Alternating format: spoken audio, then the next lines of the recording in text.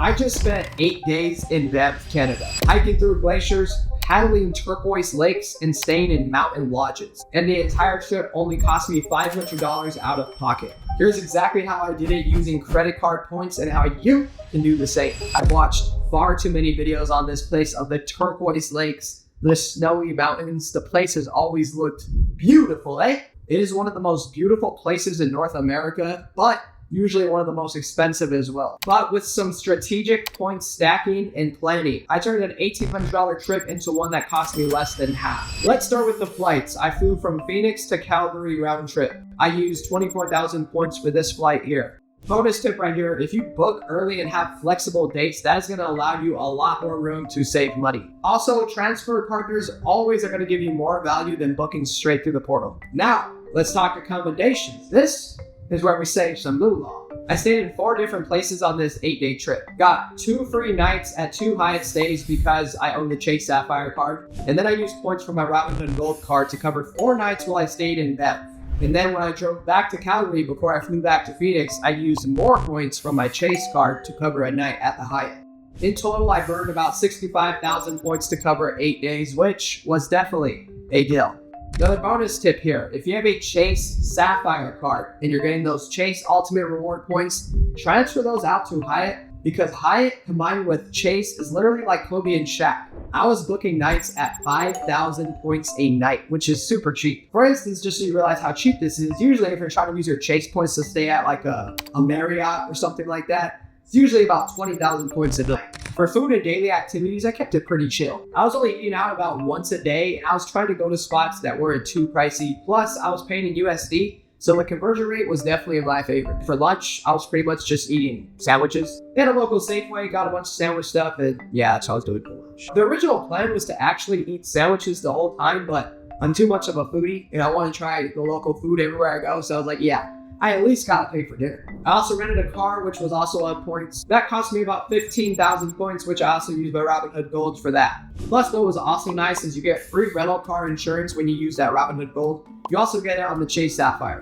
And then as for excursions, I did do a couple things. I went kayaking, I went on the gondola, I went on a stargazing tour. Besides those things, a lot of the things to do there are free because a lot of them are hiking, going on trails, and didn't cost me any money, but super fun. The amount I did pay for when I did pay for excursion was the gondola was, I believe, $40 a person, and that was cool.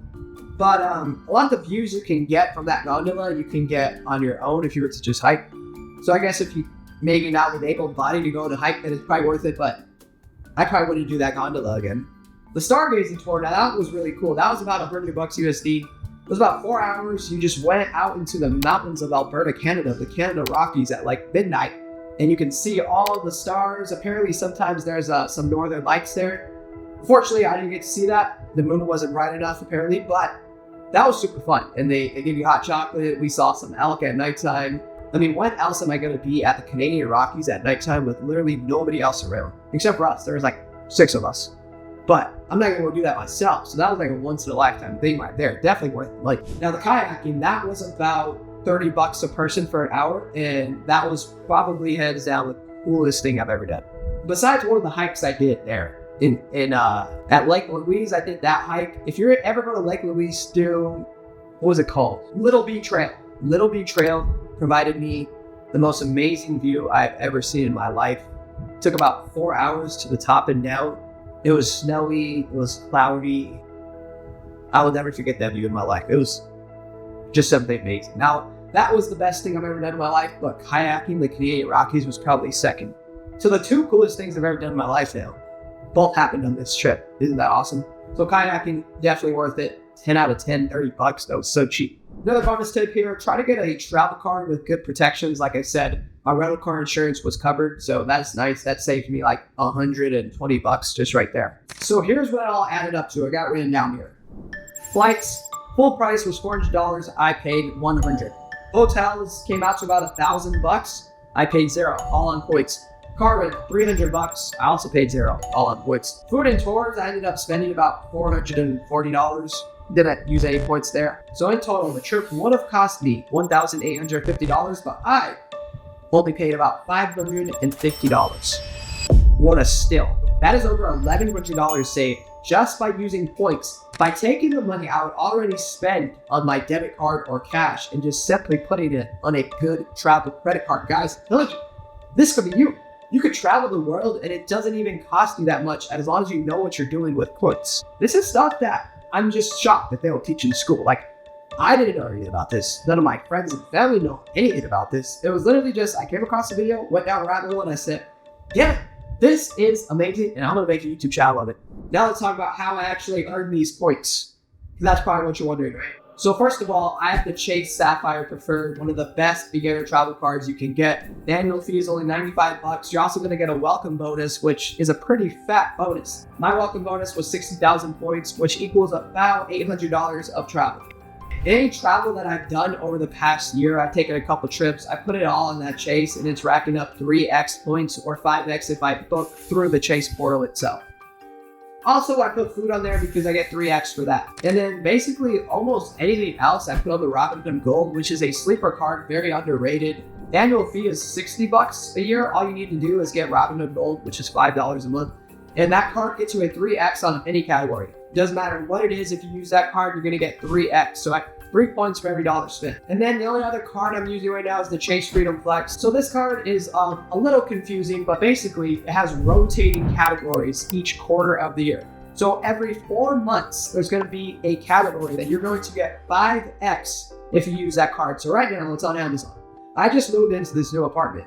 I've been loading up everything that I'm buying for this apartment, spending it through Amazon, putting it on that Chase card, because right now until June 15th, I believe, I am getting 5x points for those Amazon purchases. After June 15th, it's gonna go to something else, maybe gas, maybe groceries, whatever it is, I'll start using my Chase Freedom Flex on those purchases of that category. That's how the Chase Freedom Flex works. That's basically my setup. I have one more card coming right now, which is the Built Rewards card, which I just got approved for. So all that is 1x on rent. That's it. Just 1x, no annual fee. It's literally the only card that you could earn points on your rent. So if you have no other card at all and you rent, that is like the card that you have to have. It's a no-brainer. That's money that's just going down the drain if you're renting, and now you can earn some points on it. It's only 1x, but I did the math. For me, over the span of the year lease here, I'm going to be earning about $600 in reward points that I could go and travel with. Mini tip here, if you're just starting off, I would focus on 1 to 2 cards at once. You don't want to get too many, especially if you've never really used credit cards much. You just kind of want to fill out how the game works. Now, here's some mistakes to avoid. Number 1, try to book your travel early and try to look at months that is not so expensive. For instance, Banff, right? We went in early to mid-May. Weather was great. Prices were cheap for that area. But if I was to go on that same trip just 30 days later in June or July, that is when it is most expensive there. I would have been paid almost double for like my hotel stay. Even the flights would have been more expensive. So try to look at months that are cheaper. And then the other mistakes is don't ever use your points on cashback or like gift cards, none of that. Especially if it's a travel card, you want to use those points for travel. Don't use it for pretty much anything else. This was hands down the best trip I've ever taken. Canada was absolutely amazing. The most beautiful views I've ever seen. I saw animals I've never seen. The weather was amazing. I had never been to Canada, and it was just, overall, it was an awesome trip. And knowing that I went for such a cheap price and all I had to do was figure out the game of credit card points, that just made it even better. Credit card points are not just for finance pros. They're for literally everybody. In my opinion, every adult should know how to use credit card points because everyone should see the world. And I used to be under the impression that it was just way too expensive to go and travel. So when people would ask me, hey, you want to go on this trip? Or I would see videos of this place and that place. I would think, man, that'd be awesome to go there. But I would look at the prices and I'm like, heck no. I mean, the flight alone, I'm like, yeah, I'm not doing that. I'm not spending that amount of money. But then once I learned, if you just know how to use your credit card points, you can take that $700 flight and get it for free or half off. So if you want to learn more about credit cards and credit card points and how to travel for cheap or even free, drop a sub, follow me. Also check out my Instagram. It's going to be right here. I drop a lot of sauce there as well. Thank you guys for watching. Hope you guys enjoyed it, and I will see you on the next one. Peace.